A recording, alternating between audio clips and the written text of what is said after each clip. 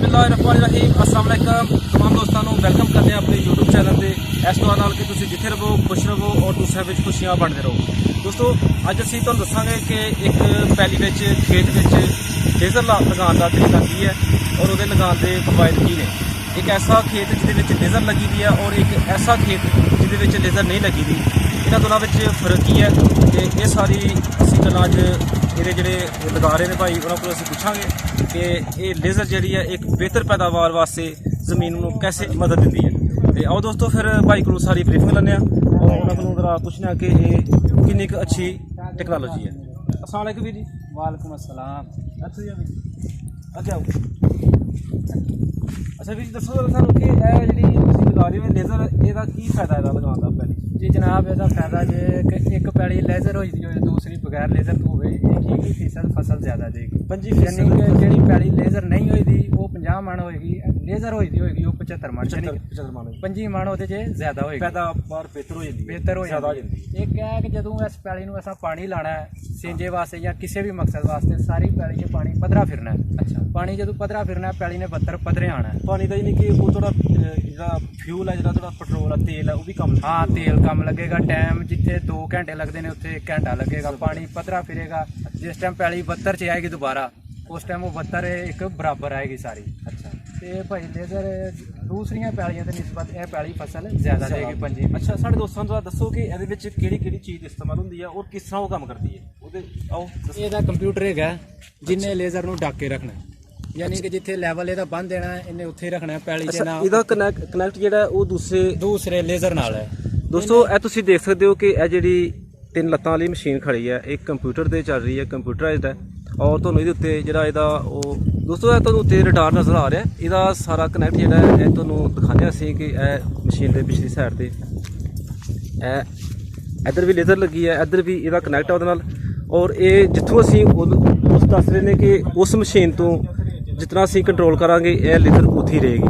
ਉਹ ਭਾਈ ਇੰਜੀ ਗੱਲ ਹੈ ਜੀ ਜਨਾਬ, ਇੱਥੇ ਰਹੇਗੀ। ਉਹ ਜਿਹੜੀ ਹੈ ਉਹ ਸਰਵਿਸ ਦੇ ਰਹੀ ਹੈ ਇਸ ਮੀਟਰ ਨੂੰ। ਅੱਛਾ, ਇਸ ਮੀਟਰ ਨੇ ਉਸ ਦੀ ਸਰਵਿਸ ਚੁੱਕੀ ਹੋਈ ਹੈ। ਜਿੱਥੇ ਇਸ ਮੀਟਰ ਦਾ ਲੈਵਲ ਬੰਨ ਲਿਆ ਉਹ ਸਰਵਿਸ ਉੱਥੇ ਹੀ ਰੱਖਣਾ, ਇਹਨੂੰ ਨਾ ਥੱਲੇ ਜਾਣ ਦੇਣਾ ਨਾ ਉੱਤੇ ਜਾਣ ਦੇਣਾ। ਯਾਨੀ ਕਿ ਇਹਨੂੰ ਚਲਾਉਣ ਵਾਸਤੇ ਉਹ ਮਦਦ ਕਰ ਰਹੀ ਹੈ। ਉਹ ਮਦਦ ਕਰ ਰਹੀ ਹੈ, ਉਹ ਲਾਜ਼ਮੀ ਅਗਰ ਹੈ। ਤੁਸੀਂ ਲੈਵਲ ਕਮ ਜਾਂ ਜ਼ਿਆਦਾ ਕਰਨਾ ਹੈ ਤੇ ਉਸ ਮਸ਼ੀਨ ਤੋਂ ਕਰਨਾ ਹੈ, ਇਹ ਤੋਂ ਨਹੀਂ ਕਰਨਾ। ਹਾਂ, ਉਹਦੇ ਤੋਂ ਨਹੀਂ, ਲੈਵਲ ਜਿਹੜਾ ਕਰਨਾ ਉਹ ਇਸ ਤੋਂ ਹੀ ਕਰਨਾ। ਅੱਛਾ, ਇਹਦੇ ਟਰੈਕਟਰ ਦੇ ਬਟਨ ਲੱਗੇ ਨੇ ਉਹ ਸਾਹਮਣੇ ਮੀਟਰ ਦੇ। ਇਹਦੇ ਵੀ ਕੋਈ ਰਡਾਰ ਲੱਗਾ ਦਾ ਕੋਈ? ਇਹਦੇ ਕੋਈ ਸ਼ੈ ਨਹੀਂ ਲੱਗੀ ਦੀ, ਸਿਰਫ ਐਂਟੀਨਾ ਐਂਟੀਨਾ ਲੱਗਾ ਇਸ ਤੇ। ਅੱਛਾ, ਇਹਦੇ ਤੇ ਲੈਵਲ ਕਰਕੇ ਟਰੈਕਟਰ ਤੋਂ ਤੇ ਫਿਰ ਸ਼ੁਰੂ ਕਰ ਦੇਣਾ। ਅੱਛਾ, ਇਹ ਚੀਜ਼ ਇਹਦੀ ਮੇਨ ਅਸੈਂਬਲੀ ਹੈਗੀ ਹੈ ਜੀ ਜੀ। ਜਿੰਨੇ ਪੂਰੇ ਲੇਜ਼ਰ ਨੂੰ ਤੇਲ ਦੇਣਾ ਹੈ, ਕਰੰਟ ਤੇ ਨਾਲ ਤੇਲ ਦਾ ਉੱਤੇ ਥੱਲੇ ਲੇਜ਼ਰ ਅਸੈਂਬਲੀ ਨੇ ਕਰਨਾ। ਅੱਛਾ, ਇਹ ਜ਼ਰਾ ਸਾਨੂੰ ਦੱਸੋ ਜ਼ਰਾ ਕਿ ਕਿੰਨੇ ਟਾਇਰ ਇਹਦੇ ਚ ਇਸਤੇਮਾਲ ਹੋਏ ਨੇ? ਟਾਇਰ ਇਹਦੇ 'ਚ 4 ਜਨਾਬ। ਦੋਸਤੋ ਇਹਦੀ ਸਾਖਤ ਹੈ ਤੁਹਾਡੇ ਸਾਹਮਣੇ ਹੈ ਕਿ 4 ਟਾਇਰ ਜਿਹੜੇ ਨੇ ਉਹ 2-2 ਕਰਕੇ ਪਿਛਲੀ ਸਾਈਡ ਤੇ ਜੋੜੇ ਦੇ ਨੇ। ਔਰ ਇਹਦਾ ਸਟਰਕਚਰ ਜਿੰਨਾ ਤੁਹਾਡੇ ਸਾਹਮਣੇ ਹੈ, ਅਸੀਂ ਤੁਹਾਨੂੰ ਇਹਨਾਂ ਦਾ ਜਿਹੜਾ ਜਿੱਥੋਂ ਇਹਨਾਂ ਨੇ ਲਈ ਦੀ ਹੈ ਪੁੱਛਾਂਗੇ ਭਾਈ ਉਹਨਾਂ ਕੋਲ, ਉਹਨਾਂ ਦਾ ਤੁਹਾਨੂੰ ਅਸੀਂ ਨੰਬਰ ਵੀ ਇਨਸ਼ਾਅੱਲਾ ਦੇਣ ਦੀ ਕੋਸ਼ਿਸ਼ ਕਰਾਂਗੇ।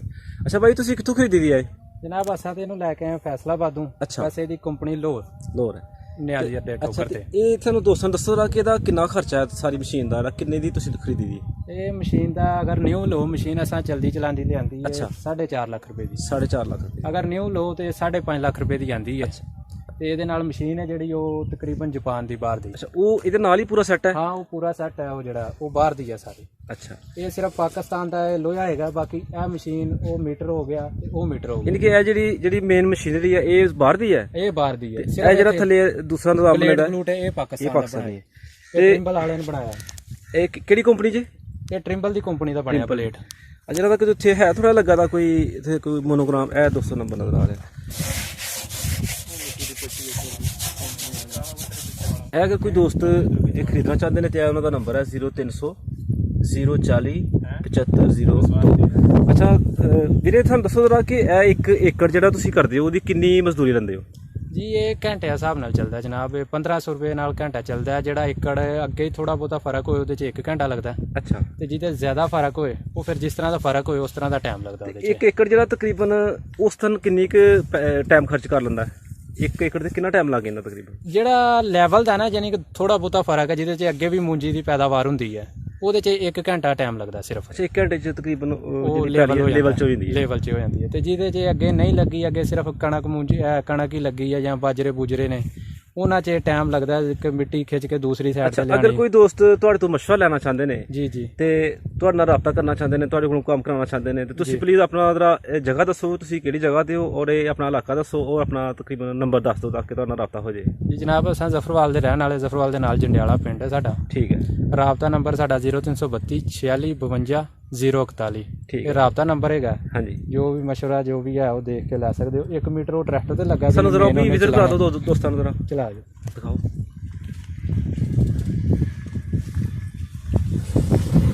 Okay okay. अस्सलाम वालेकुम, क्या हाल है? ठीक हो? अच्छा, ਇਹਦੇ ਬਾਰੇ ਸਾਨੂੰ ਬਰੀਫ ਕਰੋ ਕਿ ਤੁਸੀਂ ਇਹਨੂੰ ਕਿਸ ਤਰ੍ਹਾਂ ਕੰਟਰੋਲ ਕਰ ਰਹੇ ਹੋ। ਜੀ ਜਨਾਬ, ਇਹ ਜਿਹੜਾ ਨਾ ਬਟਨ ਇਹ ਵਾਲਾ, ਹਾਂਜੀ, ਇਹ ਬਟਨ ਇਹਨੂੰ ਬਲੇਡ ਨੂੰ ਤਾਂ ਠਾਂ ਕਰਦਾ। ਅੱਛਾ, ਇਹ ਜਿਹੜਾ ਬਟਨ ਹੈ ਇਹਨੇ ਲੈਵਲ ਇਹਦਾ ਬੰਦ ਦੇਣਾ ਹੁੰਦਾ ਹੈ। ਇਹ ਆਨ ਆਫ ਹੈਗਾ। ਇਹ ਇਹਦੀ ਆਟੋ ਹੈਗੀ ਆ। ਅਗਰ ਪੈਲੀ 'ਚ ਦਰਖਤ ਆ ਗਿਆ ਕਿਤੇ ਸੈਂਟਰ 'ਚ ਜਾਂ ਸਾਈਡ ਤੇ, ਯਾਨੀ ਕਿ ਇਹਦੇ ਨਾਲ ਉਹਦੀ ਸਰਵਿਸ ਕਟਾਉਂਦੀ ਹੈ, ਆਟੋ ਨੂੰ ਬੰਦ ਕਰ ਦਿਓ।